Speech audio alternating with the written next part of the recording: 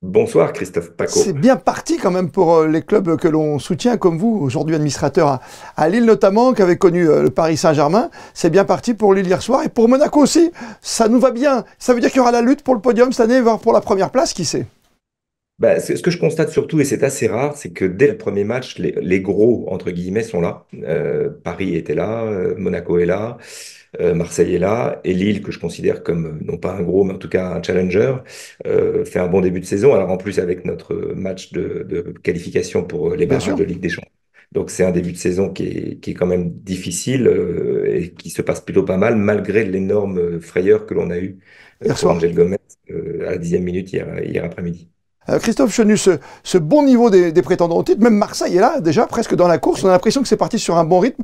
C'est plutôt rassurant sur un championnat qui nous pose question quand même cette saison.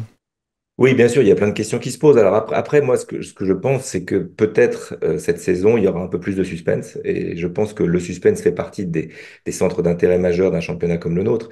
C'est vrai que les années précédentes, les gros, notamment Lyon ou Marseille, ont pas répondu présent, n'ont pas participé à ce combat avec le Paris Saint-Germain.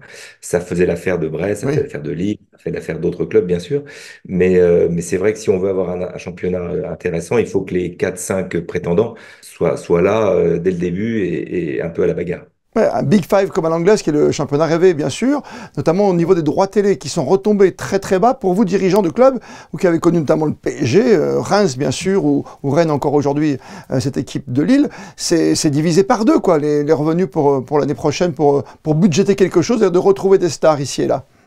Oui, alors après, moi je ne sais pas si ce sont les stars qui font l'intérêt d'un championnat. Bien sûr, on a envie d'avoir du spectacle, du grand football. Je pense que l'intérêt d'un championnat, il est surtout lié, donc, comme je l'évoquais, à un suspense. Suspense pour le titre, les places européennes, ne pas descendre. Et je pense que les supporters, les fans, ils suivent surtout leur club. Ça existera toujours. D'ailleurs, moi, je suis convaincu, parce qu'on parle des droits télé, que les téléspectateurs, ils regardent leur club. Peut-être qu'ils Oui, regardent un oui. match du PSG ou de l'OM une fois de temps en temps, mais si on est supporter du Havre ou de Nantes, on va suivre le Havre et Nantes. Donc il y a vraiment, on l'a vu d'ailleurs cette année, jamais le niveau des abonnements n'a été aussi élevé. C'est-à-dire C'est ça qui est quasiment fou. tous les clubs ont un record d'abonnements. Donc ça veut dire que finalement ce championnat, il intéresse les amateurs de football. Il a une valeur sur le marché qui n'a pas été celle que tout le monde espérait, et ça crée évidemment un problème. Le véritable problème étant le décalage brutal entre ce qui était attendu et ce qui était obtenu. Donc il faut s'adapter, il faut un temps d'adaptation, d'adapter ses charges aux recettes qui sont inférieures. Il faut se poser véritablement la question de comment bâtir un modèle économique dans le temps qui permette à un opérateur, y compris si c'est la Ligue d'ailleurs, dans le temps, durablement, de faire rentrer des abonnés à un tarif acceptable, de les fidéliser et sur du long terme, de pouvoir rentabiliser un investissement. Et à ce moment-là, bah, les clubs seront plus riches et les stars reviendront. Mais c'est plutôt dans ce sens-là, Bien sûr. à mon avis. Mais là où ça coince finalement, Christophe Chenu, c'est nous, quand on paye nos abonnements, quand on enlève du Amazon, on enlève du Canal, on rajoute de temps en temps, mais là on va rajouter et du BIN pour ceux qui ne l'avaient pas encore, et du DAZN, avec en plus, on voit bien que ça commence à arriver sur les réseaux sociaux, quelques critiques même des plus grands joueurs, avec un format low cost, c'est ce qu'on lit ici à droite, avec des commentaires en cabine, il n'y a plus de plateau, il n'y a plus d'émissions autour, on perd un peu de ses paillettes quand même. Oui, non, mais tout ça est parfaitement juste. Et c'est pour ça que c'est, si vous voulez, l'un des sujets, c'est l'addition aussi des opérateurs. Parce que si on veut suivre le foot aujourd'hui, il faut avoir Canal+, il faut avoir DAZN, il faut avoir beIN, et Oui, c'est l'addition de tout ça qui crée un budget qui est considérable. C'est pour ça que je pense qu'il y a véritablement un modèle nouveau à inventer avec un opérateur. Je ne sais pas si c'est la Ligue ou si c'est Canal ou si c'est quelqu'un oui, oui. d'autre prendrait l'intégralité et qui, pour un budget raisonnable dans le temps, il faut donner de la durée aussi, aurait la possibilité d'avoir suffisamment d'abonnés à un prix acceptable. Ça passe Voilà. peut-être, Christophe Chenu, par une ligue fermée aussi au niveau des clubs, dont on parle depuis longtemps. Alors, malheureusement, moi, je suis un peu un vieux de la vieille Oui, et c'est quelque chose auquel je ne peux pas adhérer parce que la culture du sport européen, c'est celle de la méritocratie, des montées, des descentes et les ligues fermées, pour moi, c'est évidemment un peu un non-sens, même si évidemment, les ligues européennes vont de plus en plus et sont déjà des ligues quasiment fermées parce qu'on voit oui. bien que tous tous les ans, les huitièmes de finalistes se retrouvent quasiment être les mêmes d'une année sur l'autre parce que les droits télé européens sont considérables.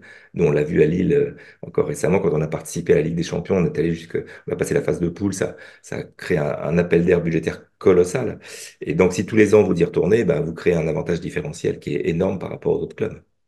Pour conclure, l'après-jeu, c'est bénéfique ou ça peut être contrariant pour le supporter qui souvent passait l'après-midi devant sa télévision, la soirée, même le matin devant une télévision où il ne payait pas. On va aussi vers peut-être, voilà, de façon illégale, vers un achat de boîtiers différents. C'est inquiétant pour le monde du foot, pour conclure encore une fois, quand on voit ce qui se passe aujourd'hui, concrètement, quand vous dites qu'il faut dépasser plus de 100 euros, dépenser plus de 100 euros pour avoir des matchs de foot, on commence à se poser plein de questions. Vous venez d'adresser deux points qui sont essentiels dans votre question. Pour moi, il y a un point essentiel qui est que le football, le sport le plus universel, le plus populaire, est aujourd'hui diffusé à quelques dizaines, centaines de milliers de personnes, alors que, évidemment, des millions de gens ont envie de le regarder. Les Jeux Olympiques ont été un excellent exemple de la popularité du sport. Évidemment, ce serait le cas pour le football dès lors qu'on est sur une chaîne gratuite. Donc, je trouve que, d'une façon générale et depuis des années, ce modèle de télévision payante, qu'il soit pour le football national ou européen, est contre-productif pour la popularité de ce sport, l'universalité de ce sport, le recrutement de nouveaux téléspectateurs chez les jeunes. Les matchs sont par ailleurs, pour moi, beaucoup trop tard pour les enfants en Ah oui. semaine, pour la Ligue des Champions qui vont à l'école, par exemple. C'est des choses qu'il faut, à mon sens, corriger. Et le deuxième sujet, c'est le piratage qui est un problème qui va devenir fondamental parce que c'est extrêmement facile aujourd'hui de contourner. Et même si la loi l'interdit, même s'il y a des sanctions qui sont prévues, c'est évidemment impossible de mettre un policier derrière chaque pirate et surtout derrière chaque site de piratage qui immédiatement se recrée par des boucles Internet. Donc, on est aujourd'hui dans une double problématique qui est la sous-exposition d'un produit exceptionnel qui est le football, qu'il soit français ou international, et de l'autre côté, la capacité de pirater qui va, tout le monde va se passer le mot et malheureusement, ça va être. Donc la situation est effectivement très complexe. Heureusement, il nous reste à tous, supporters de club. Le suspense, vous l'avez dit, ça commence très très bien, championnat, avec cette première journée. Merci à vous, Christophe Merci. Chenu. Au plaisir de faire les comptes à la fin du championnat, bien sûr. Allez, à bientôt.